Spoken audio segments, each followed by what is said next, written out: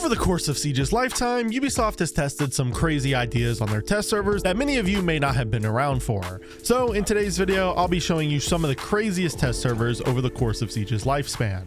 Starting off with the Operation Chimera test server. The reason why this test server finds itself in this video is just for the sheer amount of content and how broken some of the content was. Outbreak was unlike anything we had ever seen before. It was basically a whole new game mode with its own story written for it and its own AI enemies for you to go up against. This was because Outbreak was an alien PvE mode that players got for absolutely free when they downloaded the test server. And this was obviously going to be one of the main modes in the live build of Chimera. However, in the test server and even in the future live build, Lion was absolutely broken. He could see enemies through walls with the click of a button, and all the enemies had to do to reveal themselves to him and his entire team was to move during the duration of his pings. So this basically meant that Lion with the click of a button could force everyone on the entire map to stand still, or they'd be punished for it. Lion has gone down as one of the worst mistakes Ubisoft ever made when it came to their balancing, and many players look back on this era in disdain because of how broken Lion was. But this test server's huge focus on an event, which was the first time that it ever happened, and its huge focus on PvE, which wasn't really a staple of Rainbow Six Siege up until this point, made it quite an interesting test server, and that's why it's in this video. And speaking of Chimera, the next test server that we're going to be discussing is the mid-season test server for Operation Chimera. In this test server, one of the major things that Ubisoft would be testing was the pick and ban system for operators. This would allow players to ban operators before a match started, which was something that we hadn't experienced up until this point. And obviously this system would eventually get added to the full game after testing. However, something that was added to this test server that would never make it to the full game was a new feature called Sixth Pick. This system allowed both teams before the round even started to see the other team's entire operator lineup. However, one player from each team could then use what's called the sixth pick, which would allow them to then switch off of an operator to another one, hiding its identity from the enemy team. This was mainly used to stop the enemy team from picking a hard counter to the operator you were bringing. This is completely different to the way the game plays today, because today you actually have to drone into the bomb site and ping the operators on the enemy team to be able to reveal them. Whereas with this feature, both teams would get access to the enemy team's lineup instantly, with the exception of obviously their sixth pick. Because of this, the mid-season test server in Operation Chimera is a very interesting one because it tests out a feature that Ubisoft never fully implemented. It did end up getting implemented into Pro League, but it never really made it to the live build of the game, and they never really added it to ranked because they weren't really happy with the feature overall. And another update that would get changed drastically before getting added to the live build was the Win Bastion test server. In this test server, Ubisoft would obviously be implementing all of the new operators they planned on adding and the new map Fortress. However, during testing, there were some pretty huge issues. Firstly, Cade was absolutely overpowered because he had access to 3 of his Electroclaws, which allowed him to electrify 6 total walls and also electrify hatches as well. This made Cade basically the go-to choice in comparison to Bandit, and Ubisoft knew that if they let him go to the live build like this, it would completely throw the balance of the game out of whack. So they decided to remove one of his Electroclaws before going to the live build. And also the new attacker coming in this season, Nomad, had a pretty glaring issue as well. And that was the fact that when you shot her air jabs, they would detect enemies while they were flying through the air and detonate, which allowed Nomad to shoot her air jabs into areas and throw enemies backwards and give herself a free gunfight. Ubisoft decided before this went to the live build to remove this feature, forcing Nomad's air jabs to actually be deployed onto a surface before they would be able to detect players. And another major issue in this test server that Ubisoft discovered was the fact that the 44 Magnum pistol, which was a new handgun added to the game with a scope, was insanely overpowered. This is because it had no recoil, solid damage, and a scope. So Ubisoft decided to nerf the recoil drastically before they added it to the live build. This shows the reason why the test server is so important. Being able to change operators before they get pushed to the live build offers Ubisoft the opportunity to potentially rebalance an overpowered operator or to potentially give buffs to a weak operator.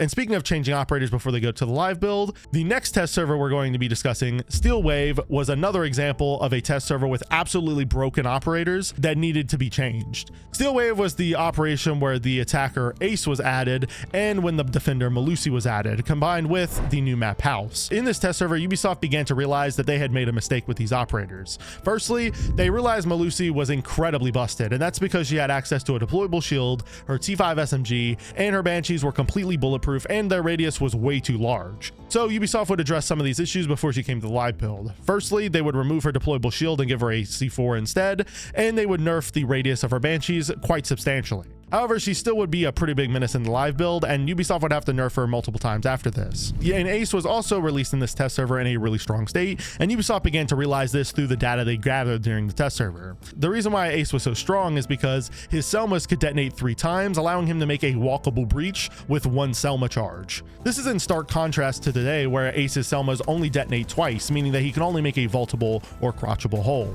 This allowed Ace to absolutely dominate in comparison to Thermite, and Ubisoft would very quickly have to nerf his Selmas to only being able to detonate twice like they are today.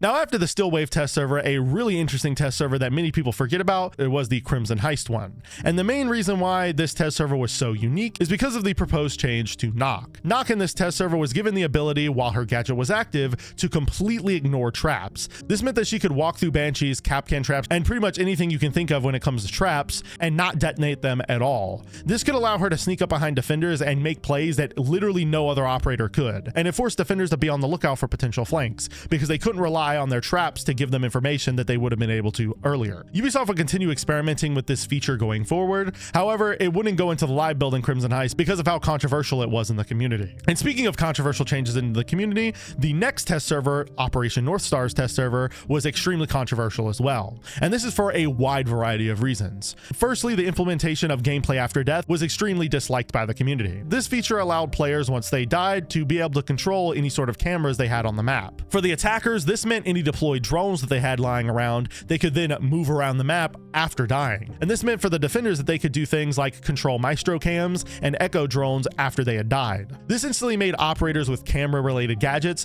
extremely popular and busted in the test server. It was really annoying to deal with, because even if you managed to kill Maestro or kill Echo, they could still use their gadget against you in the post plant to stop you from being able to get that diffuser down. Yeah, in this test server, Ubisoft would also re-implement the Nkk rework, which was wildly controversial as well. They would make some changes to her, like making her now no longer invulnerable to Kapkan traps. So if she walked through a Kapkan trap while her ability was active, she would still be damaged by it, but it was still a feature that many players felt was unfair because of the fact that she was already invulnerable to cameras and quieter. And so Ubisoft decided that they wouldn't release this rework at all. And the same thing goes for gameplay after death because of how unpopular it was. However, there were many changes in this test server that were brought to the live build, like the new HP system that would replace the armor system, where Ubisoft decided to, instead of using the armor system where an operator would be a 2 armor or a 3 armor and they would just have a hidden arbitrary value that protected them from extra damage, they instead decided to get rid of that and just give all the operators extra HP. So a 2 armor would have 10 extra HP and a 3 armor would have 25 extra HP. This was a change that allowed players to visually see how much extra HP their operators had, which was pretty much accepted with open arms by the entire community.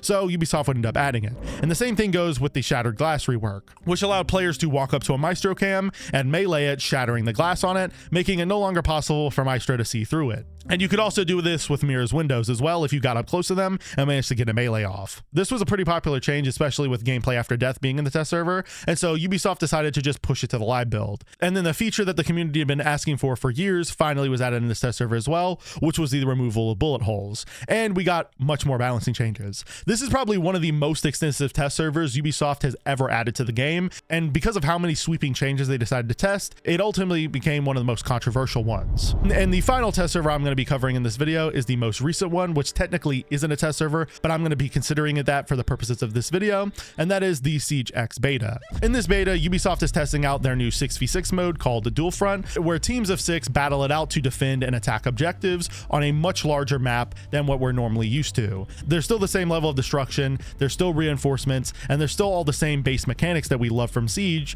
but it's just on a much larger scale. This is a very unique concept, but that's not the only reason why this test server or beta finds itself in this video. It also came with some great new features like new inspect animations, a completely overhauled rappelling mechanic, a new menu, and a new HUD look, and they also added a complete graphics overhaul, making the game look way more modernized. This is one of the most ambitious updates Ubisoft has ever pushed out, and it also makes it one of the most ambitious test servers they've ever pushed out, especially considering that they're trying to test out a 6v6 mode with multiple objectives. I had to put the Siege X beta in this video for that reason. There's just way too much in it for me not to include it in this video. Anyways, that wraps up today's video. Let me know if there are any test servers you think I missed in the comments down below. If you enjoyed today's video, I make these content just like this twice a week, so go subscribe to the channel and follow me on Twitter if you don't want to miss the next upload. If you want to watch another video just like this one, a video will be popping up on your screen right now that I'm sure you all enjoy. I'll see you next time, friends, and peace.